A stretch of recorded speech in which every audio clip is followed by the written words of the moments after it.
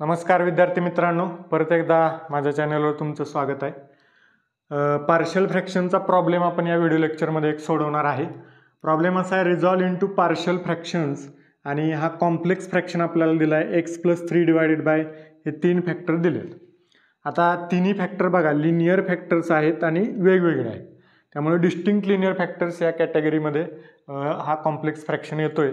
त्यामुळे त्याची मेथड कशी आहे, एक कॉन्स्टंट घ्यायचा आणि एक फॅक्टर घ्यायचा x-1 प्लस दुसरा कॉन्स्टंट डिवायडेड बाय दुसरा फॅक्टर x+1 प्लस तिसरा कॉन्स्टंट डिवायडेड बाय तिसरा फॅक्टर x+5 झालं. सिम्पल आहे. आता याचा LCM काढायचा म्हणजे लसावी. सो x+3 इकडची बाजू आहे तशीच x-1 x+1 आणि x+5 is equal to a into, आता एचा डिनॉमिनेटर सोडायचा, राहिलेल्या दोन डिनॉमिनेटरनं एला मल्टिप्लाय करायचं. So x+1 x+5 plus b into, बीचा डिनॉमिनेटर सोडा, राहिलेल्या दोननं मल्टिप्लाय म्हणजे x-1 आणि x+5 प्लस c इंटू, सीचा डिनॉमिनेटर सोडा आणि राहिलेल्या दोननं मल्टिप्लाय करायचं x-1 आणि x+1 आणि डिवायडेड बाय तिन्ही डिनॉमिनेटरचं खाली मल्टिप्लिकेशन x-1 x+1 x+5. दोन्हीकडे डिनॉमिनेटर सेम आहेत, कॅन्सल होतील आणि राहिलं काय मग x+3 is equal to a into आहे तसं वरचं सगळं a into x+1 x+5 plus b into x-1 x+5 plus c into x-1 x+1. आता बघा इक्वेशन ऑब्झर्व करा. कॉन्स्टंट्स आपल्याला फाइंड करायचे आहेत a, b आणि c. पहिल्यांदा a फाइंड करूया. त्यासाठी b आणि c झिरो झाले पाहिजे. ते कधी झिरो होतील, कॉमन टर्म शोधायची. कोणते कॉमन फॅक्टर x-1 आणि x-1 तो झिरो पुट करायचा. म्हणजे x-1 झिरो पुट केले की हे सगळं झिरो होईल, x-1 पुट केले की झिरो होईल. मग x-1 पुट करायचं झिरो, म्हणजे x इज इक्वल टू काय येईल, x इज इक्वल टू येईल 1. ते -1 आहे पलीकडे गेले की +1, म्हणजे तेच पुट करायचं x इज इक्वल टू 1.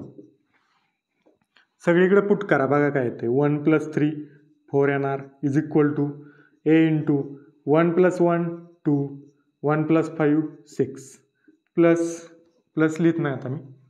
आता बघा x-1 झिरो पुट केले त्यामुळे ही पूर्ण term zero, x-1 zero put केले त्यामुळे ही पूर्ण टर्म झिरो, त्यामुळे पुढचं लिहित नाही. So 4 is equal to a into 2 into 6 किती होणार 12, आणि हे 12 इकडे डिवाइड होईल म्हणजे a is equal to 4 divided by 12. So a is equal to येईल 4 4 1 4 आणि 4 3 12 म्हणजे 1/3. a कॉन्स्टंटची व्हॅल्यू आली 1/3. आता पुढचा कॉन्स्टंट b काढायचा आहे, त्यासाठी a आणि c झिरो झाले पाहिजेत.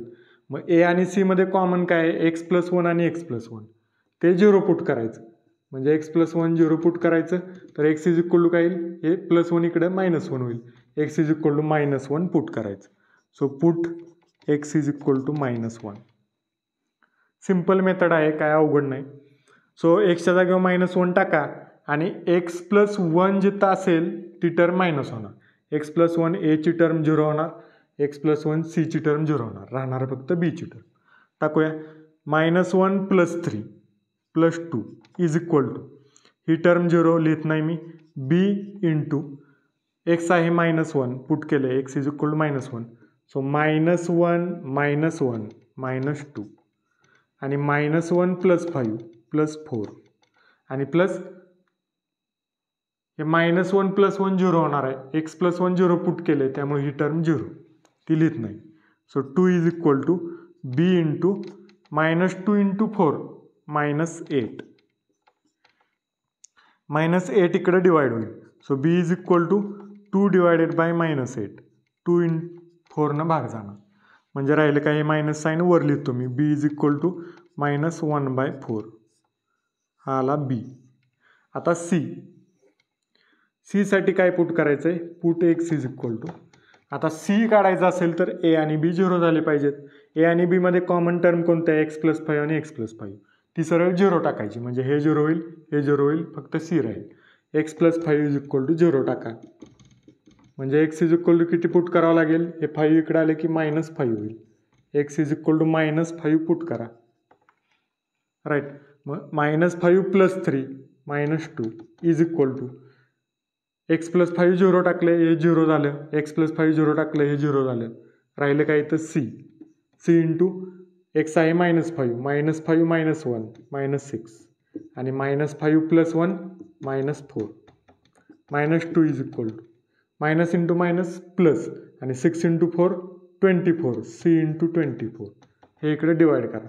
c इज इक्वल टू -2/24 2 भाग जाईल 2 आणि 12 2 24 म्हणजे c इज इक्वल टू -1 वरचं राहिलं डिवायडेड बाय खाली राहिलं 12 म्हणजे c आहे -1/12.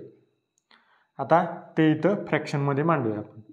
सो आन्सर काय येणार x + 3 डिवायडेड बाय 3 फॅक्टर्स आहेत x - 1 x + 1 x + 5 is equal to a ची व्हॅल्यू आली 1/3 डिवायडेड बाय फॅक्टर आहे x - 1 प्लस b ची व्हॅल्यू आहे -1/4 डिवायडेड बाय फॅक्टर आहे x + 1 प्लस c ची व्हॅल्यू आली -1/12 आणि डिवायडेड बाय फॅक्टर आहे x + 5.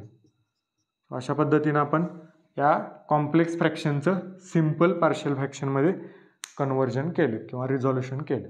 Okay. So I hope तुम्हाला हा प्रॉब्लेम समजला असेल. अशा टाईपचे भरपूर प्रॉब्लेम याच्या आधी पण आपण एक व्हिडिओ लेक्चरमध्ये सोडवलेले आहेत. ते सुद्धा तुम्ही चॅनलवर जाऊन बघू शकता आणि व्हिडिओ आवडल्यास शेअर करा तुमच्या मित्रांना, गरजू मित्रांना, त्यांनाही त्याचा फायदा होईल. चॅनलला सबस्क्राईब करून ठेवा म्हणजे पुढचे येणारे व्हिडिओ लेक्चरसुद्धा तुम्हाला त्याचे नोटिफिकेशन्स येतील. थँक्यू.